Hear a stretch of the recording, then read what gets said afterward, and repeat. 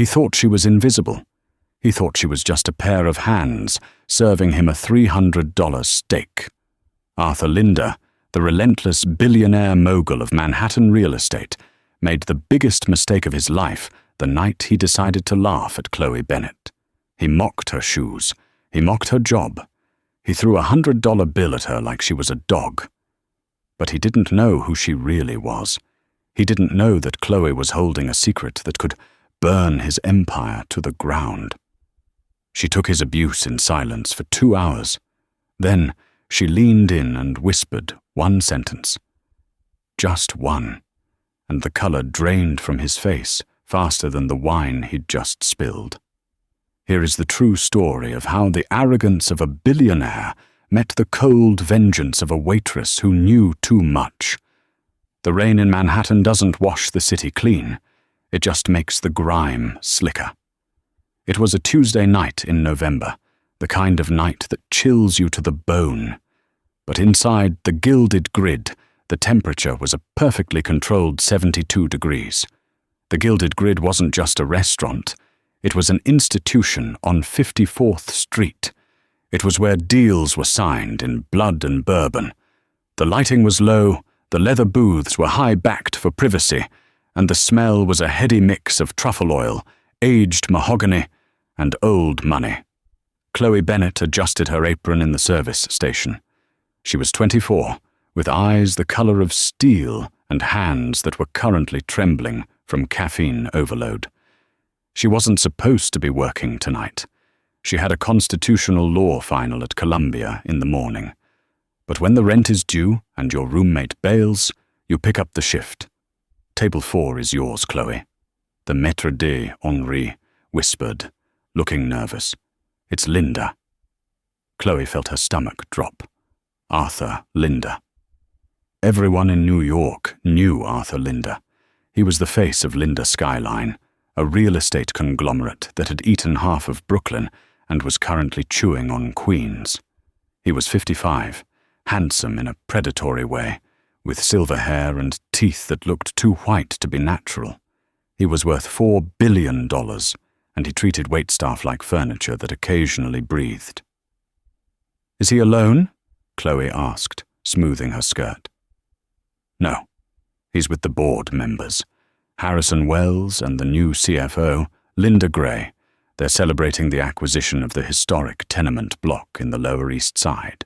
Heavy drinking. Be careful." Chloe took a deep breath. Just get through the night, she told herself. 3 hours. Tips. Then back to the library. She walked out onto the floor, balancing a tray of crystal tumblers. As she approached table 4, the laughter was already loud. Arthur Linder was holding court, gesturing with a lit cigar despite the strict no-smoking laws.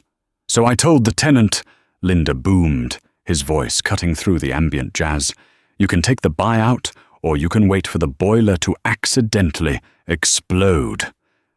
The table erupted in sycophantic laughter. Chloe tightened her grip on the tray. She knew that building. Her aunt lived in a rent-controlled unit just like that. She swallowed her disgust and stepped up.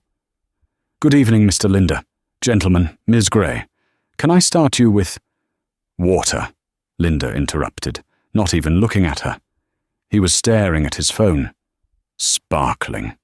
And if it's not chilled to exactly 40 degrees, don't bother bringing it." "Of course, sir." The night went downhill from there. For 2 hours, Chloe was invisible, yet constantly scrutinized. When she poured the wine, a 1982 Chateau Margaux, Linda criticized her pouring technique. When she cleared the appetizers, he made a comment about her hands being rough like a bricklayer's. The breaking point came during the main course. Chloe was placing a ribeye in front of Harrison Wells. As she leaned over, the heel of her shoe, a cheap black pump she'd bought at a thrift store because she couldn't afford uniform shoes, snapped. She stumbled. She didn't fall, but she jerked, and a single drop of red wine sauce splashed onto the pristine white tablecloth. It was tiny, no bigger than a dime. The table went silent. Arthur Linder slowly put down his fork. He looked at the spot on the cloth. Then he looked at Chloe. He didn't yell. That would have been better. Instead, he smiled that shark-like smile. "Look at that," Linda said softly. The entire restaurant seemed to lean in. "You know, Harrison, this is exactly why the working class stays the working class. Clumsy, careless, no attention to detail." Chloe felt the heat rise in her cheeks. "I'm so sorry, sir. I'll change the cloth immediately." "Don't bother." Linda waved his hand dismissively. He looked her up and down, his eyes lingering on her broken shoe. "Tell me, darling, what do they pay you here? $10 an hour? 12? It's a living wage, sir," Chloe stammered, trying to maintain her dignity. "A living wage?" Linda chuckled. He reached into his jacket pocket and pulled out a money clip. He peeled off a crisp $100 bill. "Here." He didn't hand it to her. He crumpled it into a ball and dropped it into the half-eaten mashed potatoes on his plate. "Pick it up," he said. The table went deadly quiet. Even his own board members looked uncomfortable. "Sir?" Chloe whispered. "It's a tip," Linda said, his voice hard. "But you have to work for it. Dig it out. It's probably more than you make in a week. Go on. Unless you're too proud. But looking at those shoes, I don't think you can afford pride." Tears stung Chloe's eyes. She could feel the eyes of the entire room on her.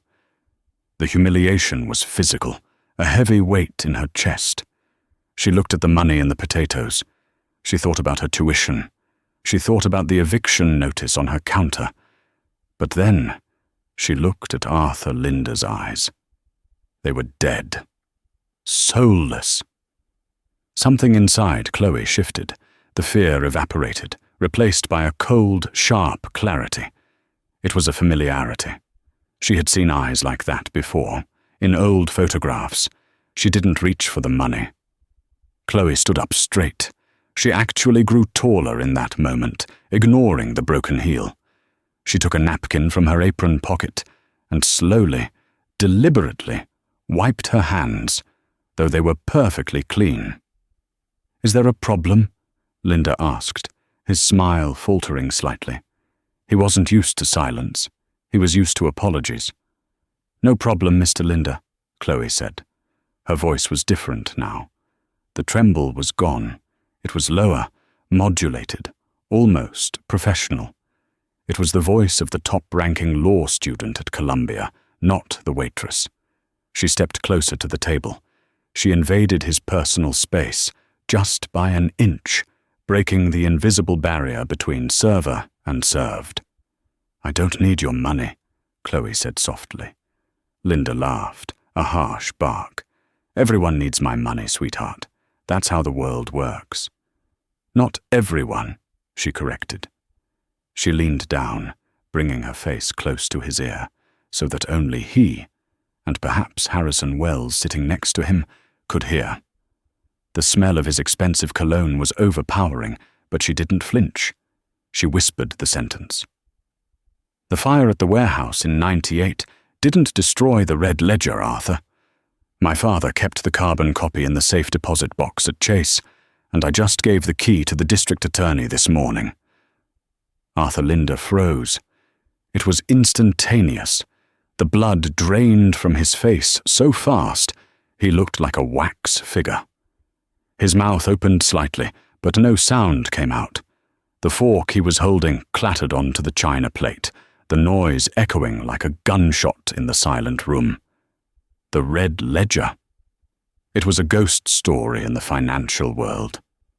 A myth. It was rumored to be the book where Linda recorded the bribes paid to zoning inspectors, the payoffs to the mob for union control, and the accidental fires that cleared rent-controlled buildings in the late 90s. Linda had been investigated 5 times. He had always walked away clean because the evidence always vanished. Chloe pulled back, her face an impassive mask. She looked at the stunned billionaire. "Enjoy your steak, Mr. Linda," she said, her voice returning to a polite, waitress tone, though her eyes were burning with victory. "I'll have Henry bring the check, though I suspect you won't be paying it." She turned on her heel, wobbling slightly on the broken one, and walked away. The silence at table 4 was deafening. "Arthur?" Harrison Wells asked, his voice trembling. "Arthur, what did she say? What is she talking about?" Arthur Linder didn't answer. He was watching Chloe's back as she disappeared into the kitchen. His hands, usually steady as rocks, were shaking so violently that his water glass rattled against the table. He stood up, knocking his chair over. "Get her!" he rasped. His voice was a panicked croak. "Don't let her leave the building." Chloe didn't stop in the kitchen. She didn't clock out. She threw her apron into the laundry bin and kept walking, straight out the back service door into the alleyway behind 54th Street. The cold air hit her face like a slap, waking her up. The adrenaline was pumping so hard, her heart felt like a bird trapped in her ribcage. "I did it," she thought. "I actually said it." She grabbed her coat from her bag and started walking fast toward 8th Avenue.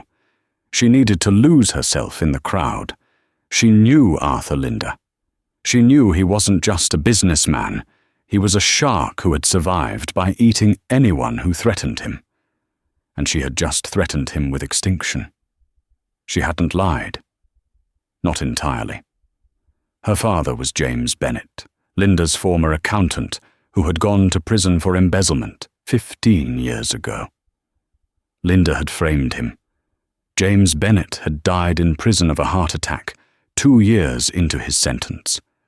Chloe had been 9 years old. But the part about the district attorney? That was a bluff. She had the ledger, or rather, she had found her father's old storage unit key 3 days ago, hidden inside the spine of his favorite copy of The Count of Monte Cristo. Inside the unit, she found a box of documents. She hadn't gone to the DA yet, because she wasn't sure who she could trust. Linda owned half the city's judges. She had planned to wait until she passed the bar exam.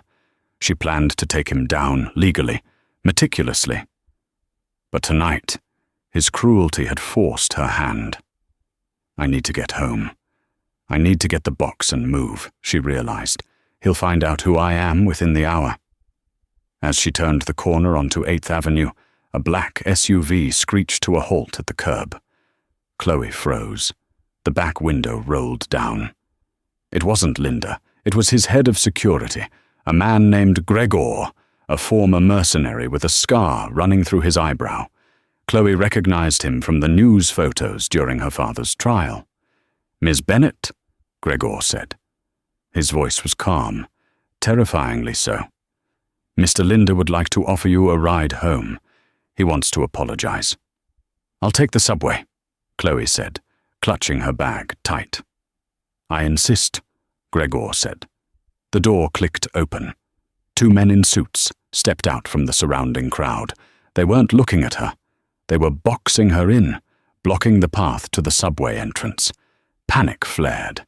This was happening too fast. "Help!" Chloe shouted, but she shouted it at a group of tourists passing by. "Please." The tourists looked over, confused. "My niece," Gregor said smoothly to the tourists, flashing a smile. "Had a bit too much to drink at the party. We're just taking her home." The tourists nodded sympathetically and kept walking. New Yorkers didn't get involved. "Get in the car, Chloe," Gregor said, his voice dropping the pleasantries. "We can do this the easy way or the hard way. But we need to discuss a certain book." Chloe looked left, then right. Traffic was gridlocked. There was no running across the street. The 2 men were closing in. She realized with a sinking dread that her bluff might have just signed her death warrant. If they thought she had already gone to the DA, they might leave her alone. But if they suspected she hadn't yet, they would do anything to stop her. "I already sent the copies," Chloe lied, her voice shaking. If I don't check in by midnight, they get released to the New York Times." Gregor paused. He touched his earpiece. "She says she has a dead man's switch." He listened for a moment. Linda was on the other end. Gregor looked back at her. "Mr. Linda says, let's negotiate. He's offering $5 million for the key, right now. Cash." Chloe laughed. It was a hysterical, jagged sound. $5 million? That's the price of his silence? My father's life was worth $5 million to him? $10 million, Gregor said without missing a beat. "Go to hell," Chloe spat. She saw a gap. A bicycle courier was weaving through the gridlock. As the courier passed, Chloe lunged, not away from the men, but into the street, directly into the path of a yellow cab. The cab slammed on its brakes, horn blaring. The traffic stopped. "Hey, watch it!" the driver yelled. Chloe scrambled over the hood of the taxi, using it as a barrier between her and Gregor. She jumped down on the other side, amidst the honking cars in the middle of 8th Avenue, and sprinted. She didn't run home. Home was the first place they would look. She ran toward the one place she knew was open 24 hours. The one place with federal security, where a private security team couldn't drag her out without causing a national incident. She ran toward the main post office on 33rd Street. But as she ran, her phone buzzed. It was a text message from an unknown number. "You made a mistake, Chloe. You think you have the leverage, but you forgot one thing. Your sister is still in rehab at the sanctuary, isn't she? Linda owns that building, too." Chloe stopped running. She stood in the middle of the sidewalk, the neon lights of Times Square blurring through her tears. They had her sister. The threat on her phone screen glowed in the darkness of 34th Street. "Your sister is still in rehab at the sanctuary, isn't she?" Chloe's breath hitched. Maya, her younger sister, was 3 months clean, fighting a heroin addiction that had started after their father died in prison. The sanctuary was an upscale facility in upstate New York, paid for by the last scraps of their mother's life insurance. Chloe hadn't known Linda owned the holding company behind it. He owned everything. She couldn't go to the police. Linda had judges in his pocket. He had just bragged about it at dinner. If she went to the cops, evidence would disappear, and Maya would have an accidental overdose before morning. Chloe needed a ghost. She ran down the subway stairs, jumping the turnstile, and caught the A train uptown. She sat in the corner of the rattling car, her hands shaking as she pulled out the burner phone she kept for emergencies. A habit from growing up as the daughter of a paranoid, framed man. She dialed a number she hadn't called in 4 years. "Make it quick," a gravelly voice answered on the second ring. "Saul, it's Chloe, James Bennett's daughter." There was a long silence on the line. Saul Berkowitz had been her father's defense attorney. He was disbarred shortly after the trial for witness tampering, another set up by Linda. Now he ran a pawn shop in Harlem and fixed electronics off the books. "Chloe," Saul sighed, the sound heavy with regret. "I told you never to call this line unless the sky was falling." "The sky isn't falling, Saul. The building is burning. I found the red ledger." The line went dead silent. She could hear Saul breathing. "Where are you?" he asked sharply. "Heading to your shop. They have Maya. They're at the sanctuary. I need to get her out, but I can't trade the book, Saul. If I give them the book, they kill us all. I need leverage. Get here, now, and turn off your main phone. Take the battery out." 30 minutes later, Chloe was in the back room of a dusty pawn shop on 125th Street. Saul, a man who looked like he was made of old leather and cigarette smoke, was pacing the floor. He held the box Chloe had retrieved from the storage unit. He wasn't looking at the financial records. He was looking at a cassette tape that was also in the box. "Your father was a smart man, Chloe," Saul said, slotting the tape into an old deck. "But he was naive. He thought if he just kept the records, he'd be safe. He didn't understand that Arthur Linder doesn't fear the law. He fears publicity. "What do you mean?" Chloe asked, wringing her hands. "Linder pays the press." "He pays the newspapers," Saul corrected. "He pays the TV stations, but he can't pay the internet. Not all of it." Saul turned to his computer setup, a chaotic rig of 3 monitors and humming servers. "The red ledger proves he burned down the tenement on 4th Street to claim the insurance. 12 people died, but the statute of limitations on arson has passed. The murder charges? Hard to stick without a body or a direct witness." "So I have nothing?" Chloe felt the panic rising again. "He has my sister." "No," Saul said, his eyes gleaming behind thick glasses. "You have this." He pointed to a specific entry in the ledger. It wasn't a payout to a contractor. It was a payout to a chemical company. "Linder Skyline didn't just burn the building," Saul explained, typing furiously. "The building was built on top of a toxic waste dump he was paid to clean up in the 80s. He pocketed the cleanup money, built cheap housing on top of it, and when the residents started getting cancer, he burned it down to hide the soil samples." Chloe stared at the screen. That's a federal environmental crime. No statute of limitations." "Exactly," Saul said. "But if you hand this physical book to the FBI, it'll get lost in evidence. We need to do this differently. We need to put Linder in a position where he can't hide." Saul turned to her. "You need to go to the sanctuary.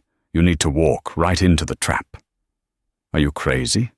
"You go in," Saul said, handing her a small lapel pin. It looked like a cheap smiley face button.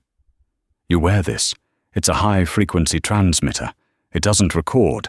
It broadcasts, direct to my server. I'll be ready to push the stream to every major news outlet, Reddit and Twitter, the second you give the signal." "What's the signal?" "You get him to confess," Saul said grimly. "You get him to say it out loud. The moment he admits to the fire or the waste, I hit upload. The world will hear him before his security team can tackle you." "And if he just shoots me?" Chloe asked quietly. Saul looked at her with sad, fatherly eyes.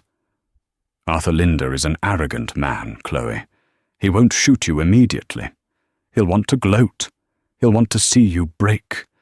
That is his weakness. He needs to feel superior. You have to let him win, right until the moment he loses everything." Chloe nodded. She pinned the smiley face button to her coat. For Maya. The drive to the sanctuary took 2 hours. Chloe drove a beat-up sedan Saul had loaned her. The rain had turned into a sleet storm, battering the windshield. The sanctuary was a fortress of glass and stone, nestled in the woods of the Hudson Valley. It looked peaceful, but as Chloe pulled up to the heavy iron gates, she saw the reality. The guards weren't the usual hospital security. They were Linder's private contractors, men in dark suits with earpieces and bulges under their jackets. She rolled down her window. "I'm here to see Arthur Linder," she said, her voice steady. "Tell him Chloe Bennett has the key." The guard didn't ask for ID. He just touched his ear, listened, and the gate buzzed open. They were expecting her. Chloe drove up the winding path to the main entrance. Gregor, the head of security, who had tried to grab her in the city, was waiting under the portico. He held a large umbrella, looking for all the world like a polite butler, except for the cold malice in his eyes. "Miss Bennett," Gregor said, "Mr. Linder is in the solarium." "May I take your coat?" "I'll keep it," Chloe said, clutching the fabric where the button was pinned. "It's cold. Suit yourself. I will need to check you for weapons, however." Chloe raised her arms. Gregor patted her down efficiently. He checked her pockets, her boots, even her hair. He paused at the lapel pin. "Cute," he sneered, flicking the smiley face. "My sister gave it to me," Chloe lied smoothly. "It's for luck." Gregor grunted and stepped back. He didn't find a wire because it wasn't a wire. It was a localized broadcaster, passive until activated by Saul's remote ping. "Follow me." He led her through the silent, plush corridors of the rehab center. It smelled of lavender and money.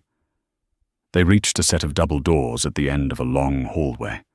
Gregor opened them. The solarium was magnificent. Walls of glass looked out over the stormy forest. In the center of the room, sitting on a leather sofa, was Arthur Linder. He was drinking the same scotch he had been drinking at the restaurant, and sitting next to him, looking pale and dazed, was Maya. "Chloe?" Maya's voice was slurred. Her pupils were pinpoint small. "What are you doing here? Mr. Linder said. He said he's a friend of Dad's?" Rage, hot and white, flared in Chloe's chest. He had drugged her, or worse, he had allowed the staff to dose her. "Let her go, Arthur," Chloe said, stepping into the room. Linder smiled. He looked relaxed, the master of his domain. "So formal. Please sit. We're just catching up. Maya was telling me how hard it is to get clean when you have genetic trauma." "I said let her go." "And I said sit down." Linda's voice cracked like a whip. Chloe sat in the armchair opposite him. She kept her hands visible. "Do you have it?" Linda asked. "I have the key to the storage unit," Chloe said. She reached into her pocket and pulled out a small brass key. She placed it on the coffee table. "The location is written on the tag, Box 404, Bronx Terminal Storage." Linda nodded to Gregor. Gregor took the key and left the room, presumably to call a team to verify the contents. "You're a smart girl, Chloe," Linda said, swirling his drink. "Smarter than your father. James was a fool. He thought honesty was a currency. He didn't realize that in this world, the only currency is leverage." "He was a good man," Chloe said, her voice trembling slightly. She needed to bait him. She needed him to talk about the past. He went to prison to protect us. He didn't say a word about what you made him do." "What I made him do?" Linda laughed. "I gave him a job. I gave him a life. And when the auditors came sniffing around the 4th Street project, he panicked. He wanted to go to the cops." "So you burned it down," Chloe said, "to hide the toxic waste." Linda paused. He looked at her with genuine curiosity. "You read the book." "I read it all, the chemical reports, the payouts. You poisoned those people, Arthur. Families, children. And then you burned them alive to save your stock price." Linda stood up and walked to the window, looking out at the storm. "You have such a small view of the world, Chloe. Do you know what is on that land now? A hospital, a school. I built a future on those ashes. Sometimes, to build something great, you have to clear away the debris." "People aren't debris," Chloe said, her heart pounding. She hoped Saul was getting this. She hoped the signal was strong enough through the storm. "They were tenants in a condemned building," Linda shouted, spinning around. "They were nothing. I did them a favor. I cleaned up the mess. And your father, he was just another loose end.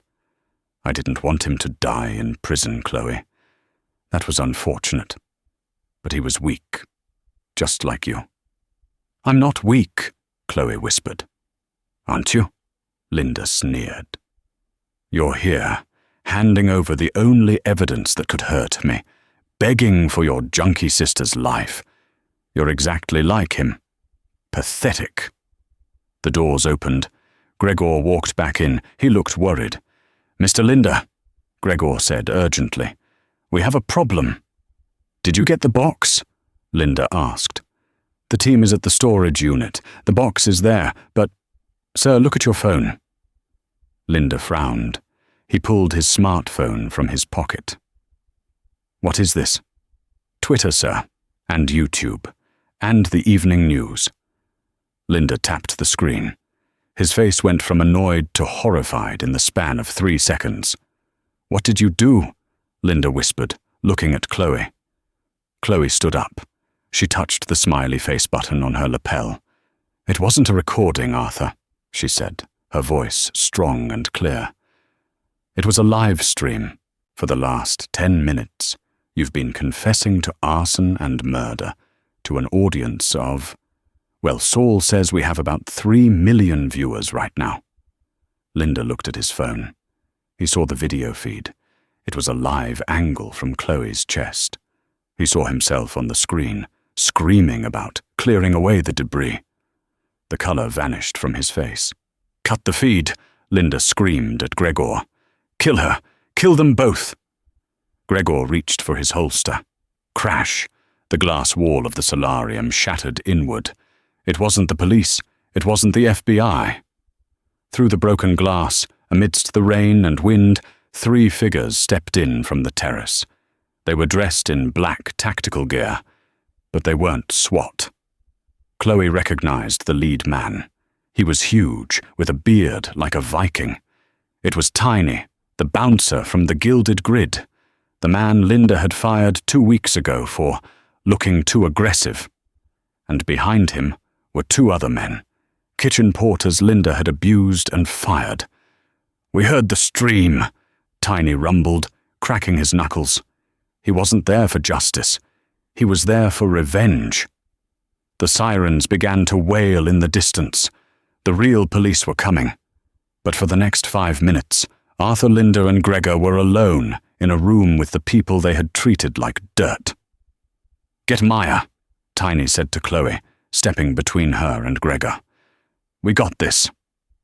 The silence in the solarium was heavier than the storm raging outside. It was the suffocating silence of a tomb, broken only by the soft, rhythmic pinging of notifications from Arthur Linda's smartphone. Linda stared at the screen. The device, usually his command center for moving millions of dollars with a single text, had transformed into a window into his own destruction. The live stream Saul was broadcasting wasn't just a video, it was a digital riot. The view count was climbing vertically. 3.2 million, 3.5 million, 4 million. But it was the comments that made Linda's breath catch in his throat. They were scrolling so fast they were a blur of white text. But he caught snippets. "Murderer. My grandmother lived in that building. I hope he rots. FBI is on the way." He looked up at Chloe. She wasn't trembling anymore. She stood by the fireplace, her hand still touching the smiley face button on her lapel, looking at him with the impassive judgment of a statue. She had stripped him naked in front of the entire world without ever raising a fist. "You," Linda whispered, his voice trembling with a mix of disbelief and apoplectic rage. "You little rat. You think this matters? You think the internet matters?" "It matters," Chloe said calmly. "Because once they know, Arthur, you can't pay them all off. There isn't enough money in the world to buy silence from 4 million people." Something inside Arthur Linda snapped. The facade of the civilized billionaire, the patron of the arts, the man on the cover of Forbes, disintegrated. Underneath, there was only a cornered, vicious animal. "Gregor!" Linda screamed, spittle flying from his mouth. "Kill her! Kill the junkie! Kill them all and burn the house! We'll say it was a break-in gone wrong." Gregor, the scar-faced head of security, didn't hesitate. He was a professional who knew that when the ship sinks, you eliminate the witnesses before you grab the life raft. He reached inside his jacket, his hand closing around the grip of a suppressed 9mm pistol. "Don't!" Maya screamed from the sofa, scrambling backward. Gregor drew the weapon, leveling it at Chloe's chest. "Sorry, kid. Business is bust." Crash! The sound was explosive, like a grenade going off. The floor-to-ceiling glass wall of the solarium, battered by the gale-force winds, didn't just break. It shattered inward under the force of a massive impact. Rain and wind howled into the room. swirling papers and extinguishing the candles. Through the jagged gap in the glass, a figure stepped out of the storm. He was a giant. Rainwater cascaded off his bald head and soaked his black t-shirt, which strained against muscles that looked like they were carved from granite. It was Tiny, the bouncer from the Gilded Grid.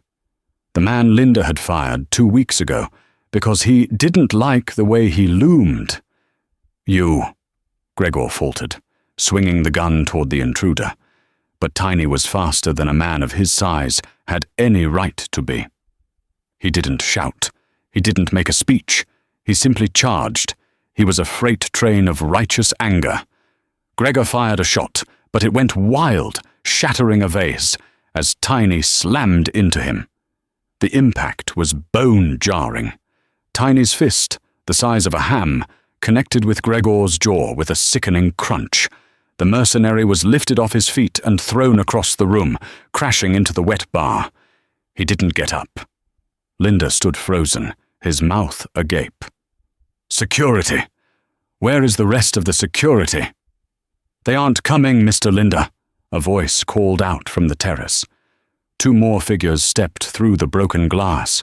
They were soaking wet, wearing cheap windbreakers. It was Sam and Dean, the kitchen porters, brothers who had worked double shifts for minimum wage until Linda had fired them for stealing day-old bread. They held tire irons. "The guys at the gate," Sam said, wiping rain from his eyes. "They decided they didn't want to die for a man who pays them $12 an hour.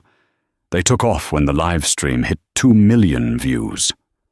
Linda scrambled backward, slipping on the wet marble floor.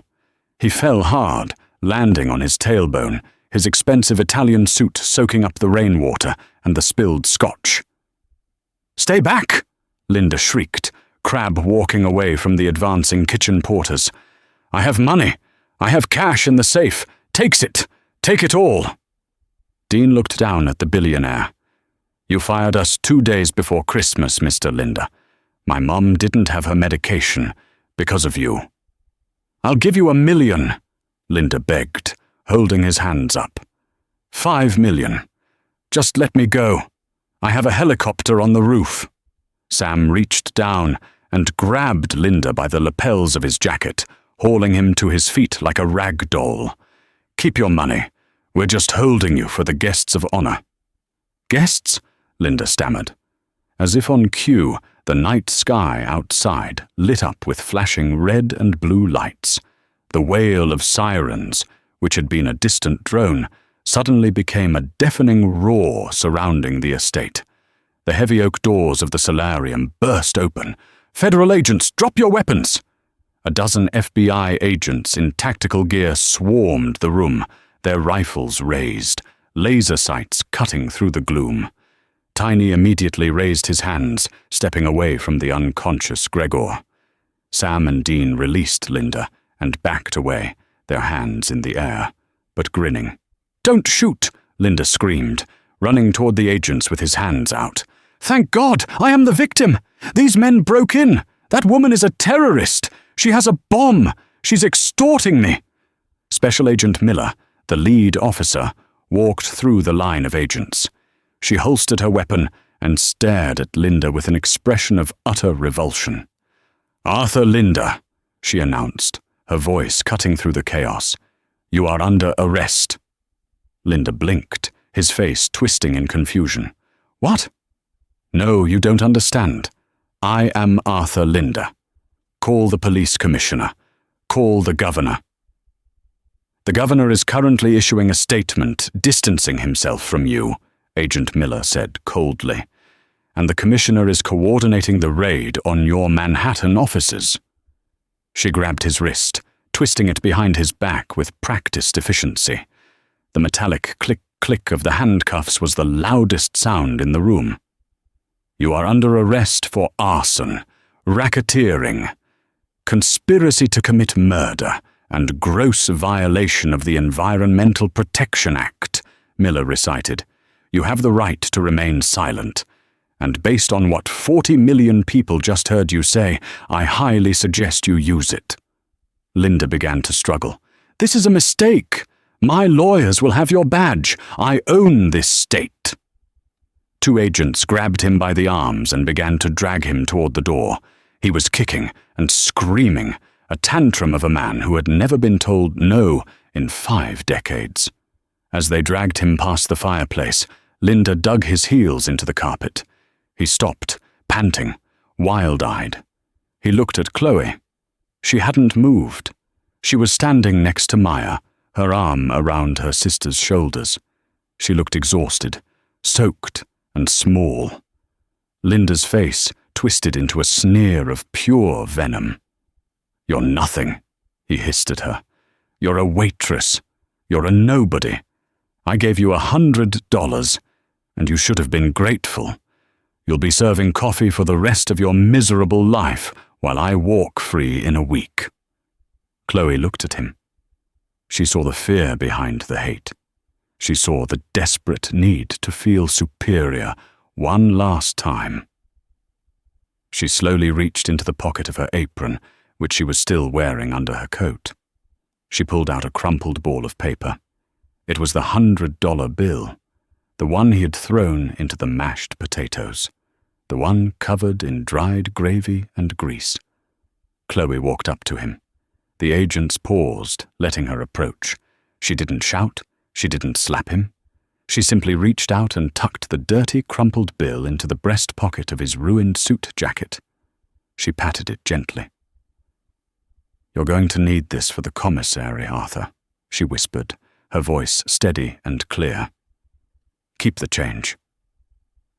Linda stared at her, his mouth opening and closing wordlessly. The insult hit him harder than Tiny's fist ever could. "Get him out of here," Agent Miller ordered. As the agents hauled the screaming billionaire out into the rain, Chloe felt a hand on her shoulder. It was Tiny. He was bleeding from a cut on his forehead, but he was smiling. "You okay, kid?" he rumbled. Chloe took a deep breath, inhaling the smell of rain and ozone. For the first time in 15 years, the air didn't smell like fear. "Yeah, Tiny," she said, looking at her sister. "I think I'm finally okay." The fall of Arthur Linda did not happen quietly. It was not a gentle fading into the night. It was a demolition, loud, messy, and televised for the world to see. For the 3 months following the incident at the sanctuary, New York City was in the grip of a frenzy not seen since the financial crash of 2008. The Waitress versus the Billionaire narrative was irresistible to the media. CNN had a dedicated ticker for the Linda Skyline stock plummet. The New York Post ran the headline, "Served Cold," with a photo of Chloe's face, a photo she hated, taken by a paparazzo while she was buying groceries in sweatpants. Chloe Bennett had become a symbol, a saint, a Joan of Arc in a polyester apron. But symbols don't have to pay rent, and saints don't have to study for constitutional law finals while the FBI sits in their living room taking witness statements. The reality of the aftermath was far grittier than the headlines suggested. Chloe and Maya had to move 3 times in 6 weeks. First, because of reporters camping on their fire escape. Second, because of death threats from fringe groups who believed Linda was a victim of a deep state conspiracy. And third, because Chloe simply couldn't sleep in a room with a window anymore. Every time a car backfired, she saw Gregor reaching for his gun. Every time a stranger smiled at her, she wondered if they were one of Linda's hidden fixers. The trial began in April, during a freak heat wave that made the asphalt of Lower Manhattan steam. The federal courthouse at 500 Pearl Street was turned into a fortress. Chloe was the prosecution's star witness.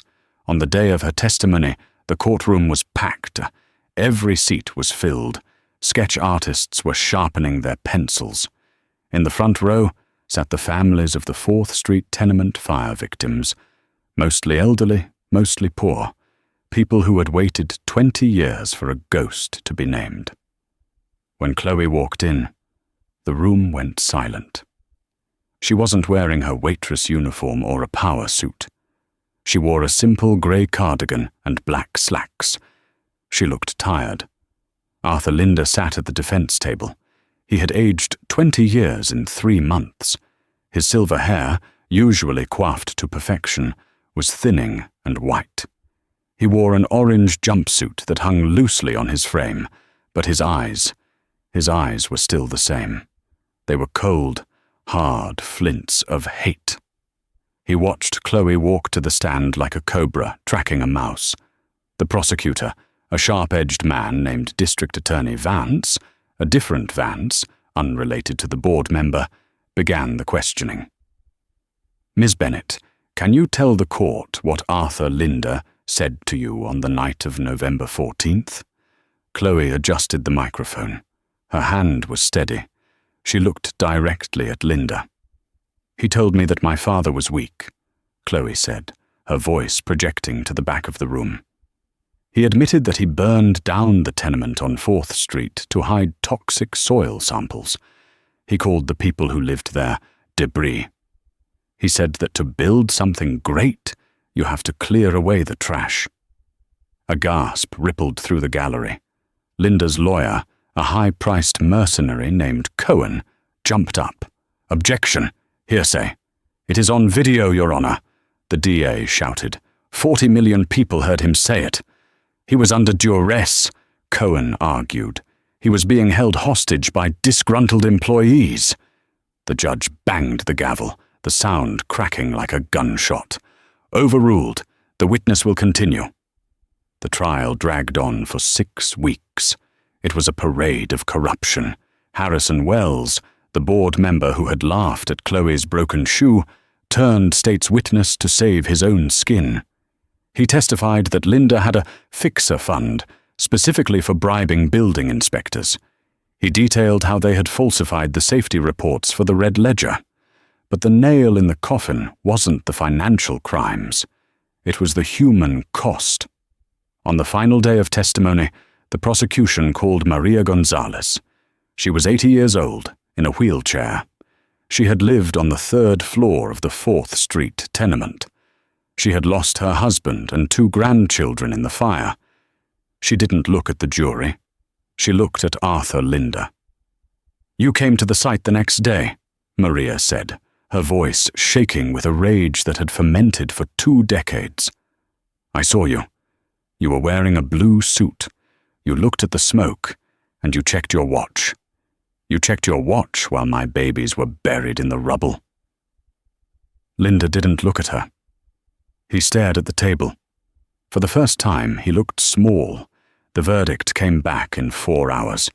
Guilty on all counts: racketeering, arson, conspiracy to commit murder, wire fraud, obstruction of justice.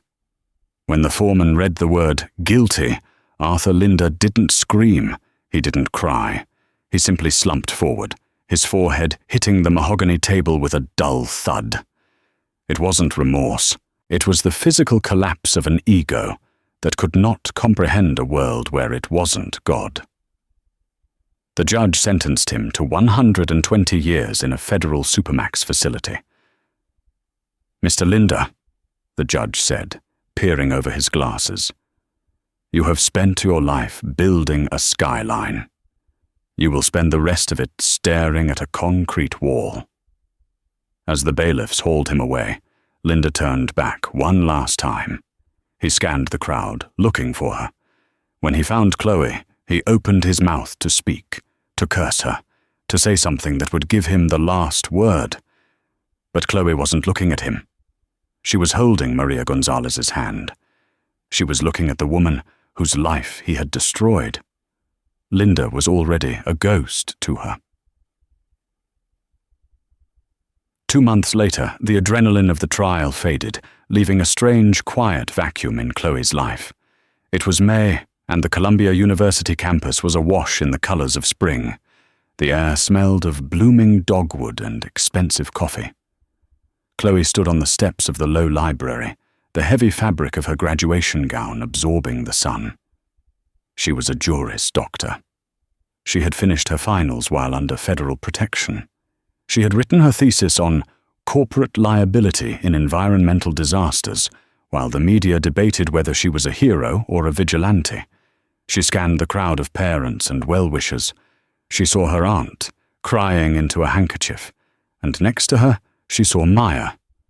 Maya looked different. The hollow, grey look of addiction was gone, replaced by a healthy flush. She had gained weight. Her hair was shiny. She was working at a youth centre in Queens, helping teenagers at risk. She was clean. That was the real victory, not the prison sentence, not the fame. It was the light in her sister's eyes.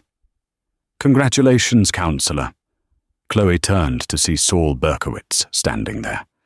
He looked out of place among the Ivy League elite, dressed in a rumpled brown suit that smelled faintly of solder and old paper. He was holding 2 lukewarm coffees in cardboard cups. "Saul," Chloe smiled, taking a cup. "I didn't think you'd come above 110th Street." "I made an exception," Saul grunted. "Besides, I wanted to see if they'd actually give a degree to a troublemaker like you." They walked away from the crowd, finding a quiet bench under an elm tree. "So," Saul said, sipping his coffee, "the offers are pouring in, I hear. Crane and Poole offered you a junior partnership. Starting salary $300,000? $400, Chloe corrected. And a signing bonus. Not bad for a girl who was fixing shoes with duct tape 6 months ago, Saul mused. You going to take it? Chloe looked at the perfectly manicured lawn. She thought about the sleek glass offices of Crane and Poole. She thought about the view from the 50th floor, looking down on the city. It was the kind of view Arthur Linder had loved. No, she said. Saul raised an eyebrow. No? That's life-changing money, Chloe. You could buy a house. You could send Maya to Europe. I turned them down this morning, Chloe said. I accepted a position at the Bronx Legal Aid Society. Saul choked on his coffee. Legal aid? Chloe, they pay in peanuts and gratitude. Mostly peanuts. I know, Chloe said. But remember the grandmother you told me about? The one being evicted for having a cat? Mrs. Higgins. Yeah, I met her. Her landlord is a subsidiary of a shell company owned by a hedge fund in Connecticut. They're trying to gentrify the block. It's the same pattern, Saul, just smaller scale. If I go to a big firm, I'm just defending the next Arthur Linder. I can't do that. Saul looked at her for a long time. His cynical, tired eyes softened. He reached into his jacket pocket. I have something for you, he said. It came to the shop yesterday. It was forwarded from the prison. He pulled out a white envelope.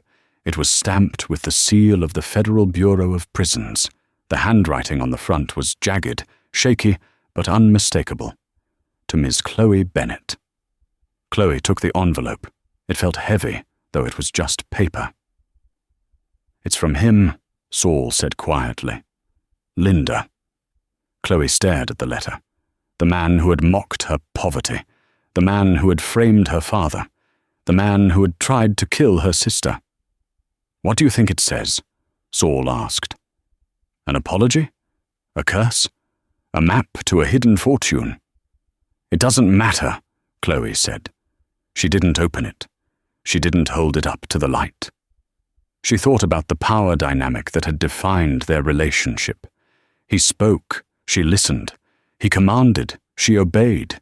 He threw money, she picked it up. Opening the letter would be letting him speak one last time. It would be giving him entry into her head. She stood up and walked over to a trash can near the path. With deliberate, calm movements, she tore the envelope in half. The sound of the tearing paper was crisp and final. She tore it again, and again, until it was nothing but white confetti. She dropped the pieces into the bin. He doesn't get to have the last word, Chloe said. He's the past. I'm the future. She turned back to Saul, a genuine smile breaking across her face. Now, are you going to buy me lunch? I'm officially an unemployed lawyer until Monday. Unemployed? Saul laughed. standing up and brushing ash off his lapel. "You're the most famous lawyer in New York, but fine. I know a deli on 125th that makes a pastrami sandwich so good it should be illegal." "Let's go," Chloe said. She walked over to Maya, grabbed her sister's hand, and together they walked out of the iron gates of the university. They walked out onto Broadway, merging into the chaotic, loud, beautiful mess of New York City, the city of steel and glass, of grit and glory. The taxis honked, the subway rumbled beneath the pavement, and the tourists gawked at the skyscrapers. Arthur Linder had once looked down from those towers and thought the people below were ants. He thought he owned the grid. But as Chloe walked into the crowd, anonymous and free, she knew the truth. The city didn't belong to the people who built the towers. It belonged to the people who kept them standing. It belonged to the waitresses, the porters, the pawn shop owners, and the public defenders. It was their city, and for the first time in a long time, the good guys had won. Arthur Linder spent his entire life believing that his bank account made him invincible. He thought that because Chloe Bennet served him a steak, she was beneath his notice. He forgot the most dangerous rule of power. The people you step on are the ones holding the ladder you're standing on. Chloe didn't just take down a billionaire. She proved that dignity isn't something you can buy. It's something you have to fight for. She walked away from millions of dollars to keep her soul, and she saved her sister in the process. This story reminds us that no matter how big the giant is, the stone that brings them down is often small, overlooked, and underestimated. Let me know your honest answer in the comments below. I read every single one. If this story made your heart race, please hit that like button. It really helps the channel grow. And don't forget to subscribe and turn on notifications so you never miss a saga like this one. Until next time, keep fighting.